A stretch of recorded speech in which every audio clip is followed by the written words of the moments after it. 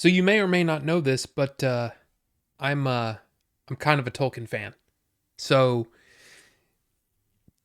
hey, you're gonna get my point of view, but I thought as a bonus you would also get a bit of my wife's point of view as well, because she's not as much of a Tolkien nerd as I am.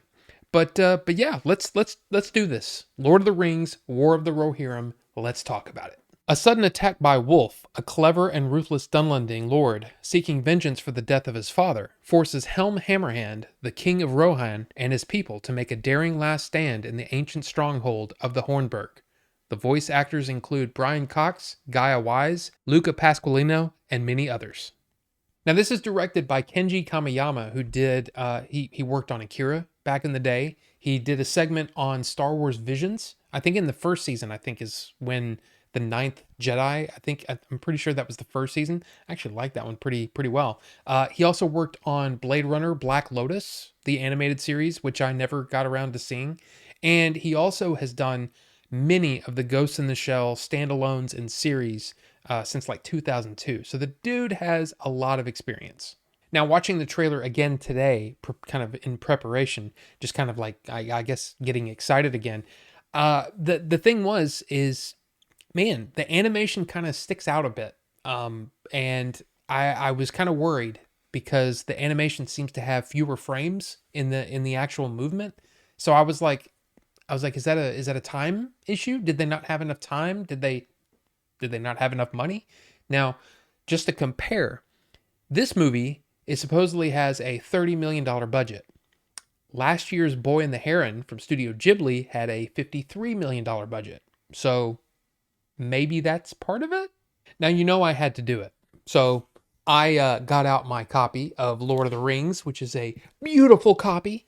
And, the story of Helm Hammerhand and Rohan, in this movie, it takes place in the appendices, which is at the end of Return of the King. If you have the 3 volume version, not the 1 volume awesome sweet version like I do.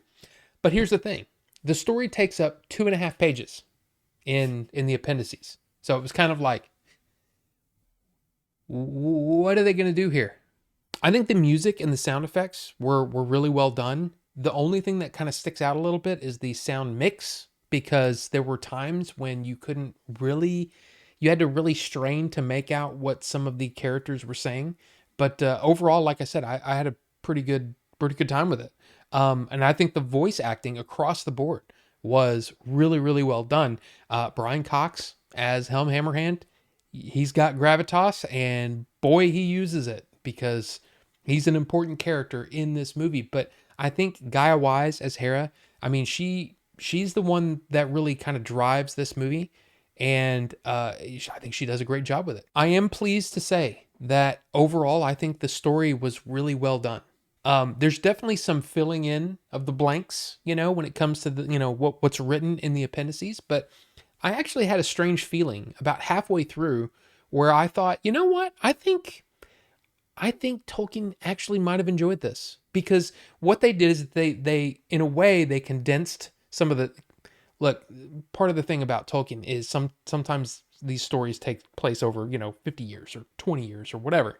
You got to condense a little bit. So yeah, it's taking what was there, it's condensing the timeline a little bit, but it's not changing anything. It's fleshing things out. It's not changing, unlike Rings of Power, where they they change things for seemingly no reason. So I say all that. I enjoyed the story, but I'm a Tolkien nerd, right? And Tolkien writes in a way that's almost like, I'm not going to follow any story structure here. Act 1, act 2, act 3. Nah. Now I'm not really going to do that. In a lot of cases. Now, not every case, but in a lot of cases, it feels like that, where it's just this is someone's life, and there's ups and downs, and you kind of just go along with it. And this is how this movie feels. It feels like that style where there's not really that much of a story structure. It doesn't feel like a 3 act story. And that might bother some people. Now, April says that she liked it, but she thought that it was slow. Just like I said, I mean, again, Tolkien almost meanders sometimes in the way that the story plays out. So I'm kind of used to that, and I kind of settled into it after a bit. So I felt that slowness, but I kind of just was like, okay, let's just ease into it. But she thought it was slow. That's a valid opinion. And she also said that she liked it more than the second and third Hobbit movie. She really liked the first Hobbit movie, and I think that is, of the three, it's the best one. My opinion, I think that this is probably better than all the Hobbit movies, but anyway. The other thing that she said that was interesting to me, because it's the same thing I thought, was that she was sometimes distracted by the different animation styles and how they sometimes would clash. And this is a sort of a common, at least modern animation is sort of like this sometimes. You do some traditional animation, or at least, I mean, I'm sure they still do some stuff in the computer, but they do the traditional animation on top, and then in the background there's going to be like CG backgrounds, and those CG backgrounds have a different frame rate than what's in the foreground, right? The cell animation. But yeah, it's a different frame rate, so it's distracting sometimes. And then it's distracting how like a piece of furniture will look really ornate and detailed, and then right behind it is like a curtain or something that looks like, like I drew it or something. And it's odd. It's an odd thing. Now, I didn't notice that the way that she describes it. I did notice the difference between those, especially when there's some sweeping shots, and the background is moving super smooth, and the foreground is kind of like, 10 frames a second kind of thing. I hope that makes sense. The one thing that I noticed right away, though, is that it seems that the animation on top, right, the like character animation, especially when lip syncing, it's just not great. And there are times where it's so, because it's something that's happening in the background, it's so not detailed that it's a little distracting to me. And usually I'm completely cool with that. Now maybe that's because you're watching it on a big screen, but I still think that they could have used a little bit more time. Now, there's talk that the reason that this came out when it did is because of that whole rights issue, and it's like just kind of like the way that the X-Men movies and used to be, where it's kind of like, oh well, we got to do something, we got to put out some movie right now, or we're going to lose the rights. It's been what, almost 10 years since the last Hobbit movie, so maybe that's part of it. I don't know, but I still think that they could have used that extra time to really smooth that animation out. And there were actually times where I thought, you know what, they could have done this in live action. This is a good enough story that you could have done this in live action, but it wouldn't have cost $30 million. So maybe that's it.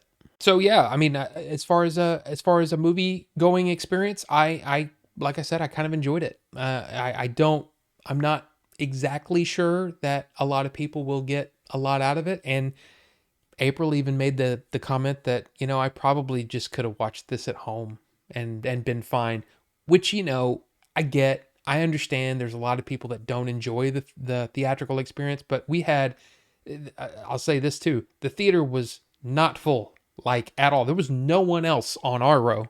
There was like 8 people behind us and like 6 people in front of us. So it wasn't a full screening. And that was like a prime time screening for at least an opening day. So, which kind of makes me wonder, is this going to make any money? But anyway, what I'm trying to say is, I get it. If you say, look, I watched the trailer and this isn't good enough for me to make the trip out to the theater, I get that. But I mean, I'm always I'm always going to go to the theater if I have the chance, you know what I mean?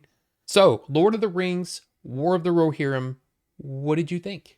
Is this something that you're gonna go out to the theater to see, or is it something that you're just like, nah, I'm waiting for streaming or whatever, or I don't even care? Let me know. Let's talk about it in the comment section, because that's what it's for. Anyway, thank you guys so much for watching, and we'll see you on the next one.